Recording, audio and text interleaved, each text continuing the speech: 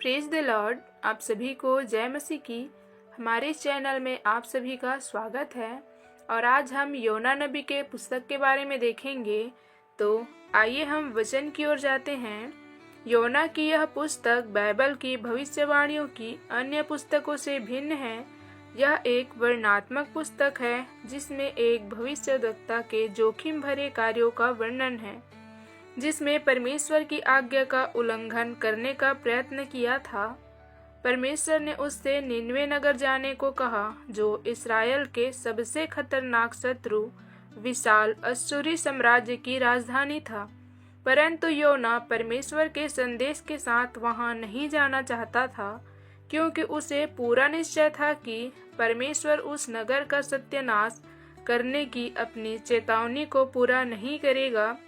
कई नाटकीय घटनाओं के पश्चात अनिच्छा से उसने आज्ञा मान ली और अंत में वह परमेश्वर से रूठ गया जब विनाश का उसका संदेश पूरा नहीं हुआ।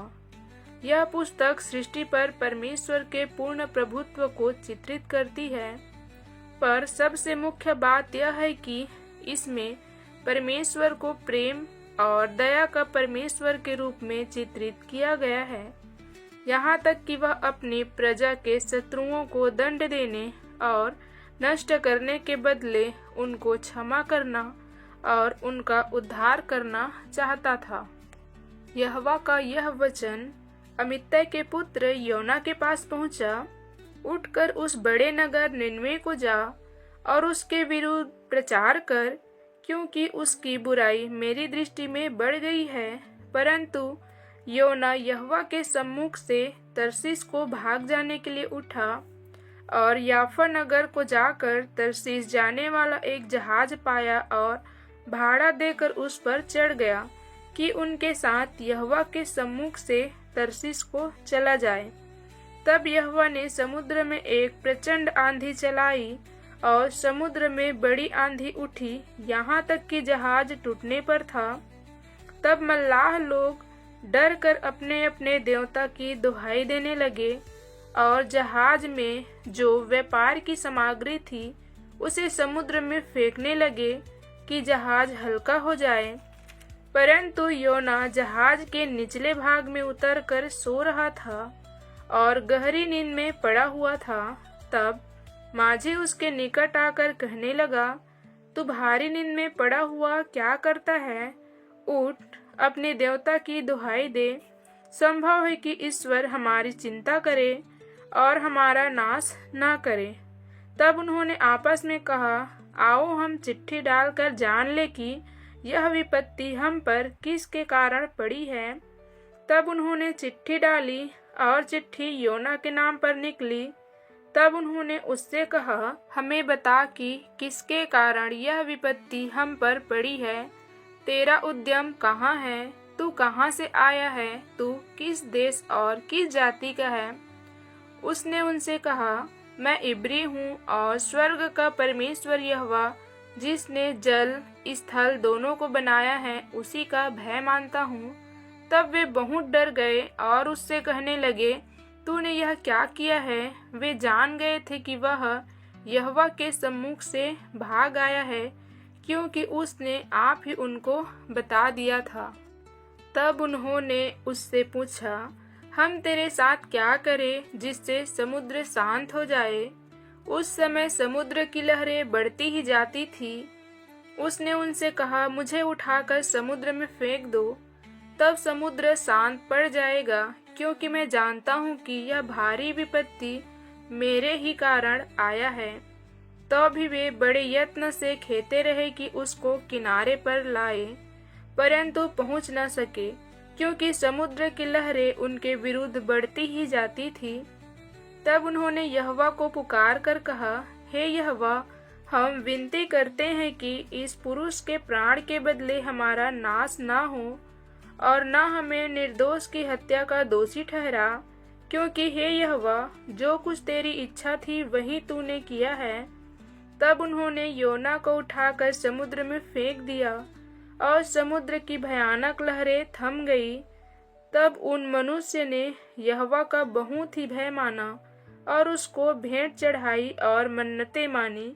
यहोवा ने एक बड़ा सा मच्छ ठहराया था कि योना को निगल ले, और योना उस महामच्छ के पेट में 3 दिन और 3 रात पड़ा रहा। तब योना ने उसके पेट में से अपने परमेश्वर यहोवा से प्रार्थना करके कहा, मैंने संकट में पड़े हुए यहोवा की दुहाई दी और उसने मेरी सुन ली। अधोलोक के उदर में से मैं चिल्ला उठा और तूने मेरी सुन ली।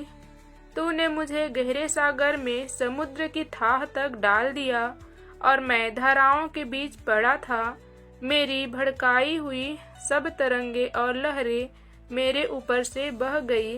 तब मैंने कहा, मैं तेरे सामने से निकाल दिया गया हूँ।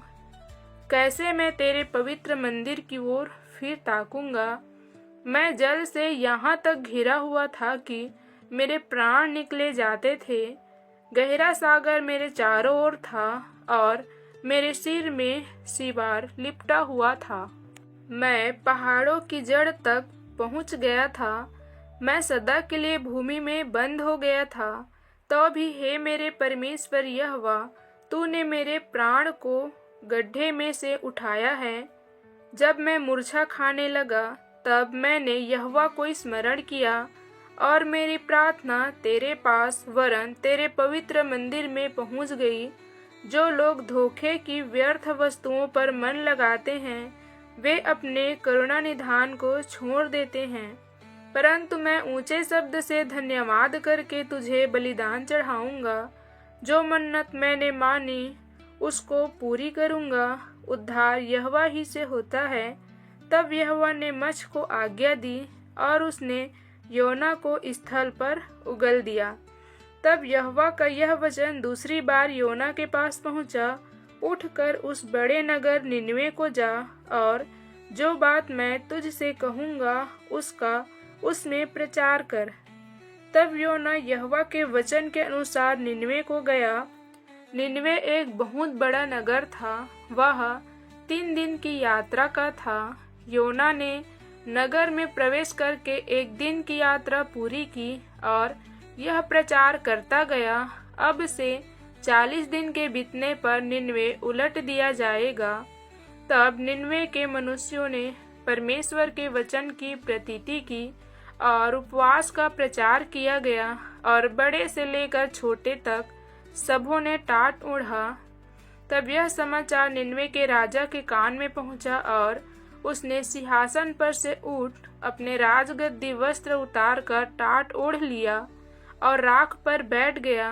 राजा ने प्रधानों से सम्मति लेकर निनवे में एक आज्ञा का ढिंढोरा पिटवाया। क्या मनुष्य, क्या गाय बैल, क्या भेड़ बकरी या अन्य पशु कोई कुछ भी न खाए, वे न पिए। मनुष्य और पशु दोनों टाट ओढ़े और वे परमेश्वर की दुहाई चिल्ला चिल्ला कर दे और अपने कुमार्ग से फिरे और उस उपद्रव से जो वे करते हैं पश्चाताप करे। संभव है परमेश्वर दया करे और अपनी इच्छा बदल दे और उसका भड़का हुआ कोप शांत हो जाए और हम नष्ट होने से बच जाए। जब परमेश्वर ने उनके कामों को देखा कि वे कुमार्ग से फिर रहे हैं, तब परमेश्वर ने अपनी इच्छा बदल दी और उनकी जो हानि करने की ठानी थी उसको ना किया। यह बात योना को बहुत ही बुरी लगी और उसका क्रोध भड़का। उसने यहोवा से यह कहकर प्रार्थना की, हे यहोवा, जब मैं अपने देश में था तब क्या मैं यही बात ना कहता था?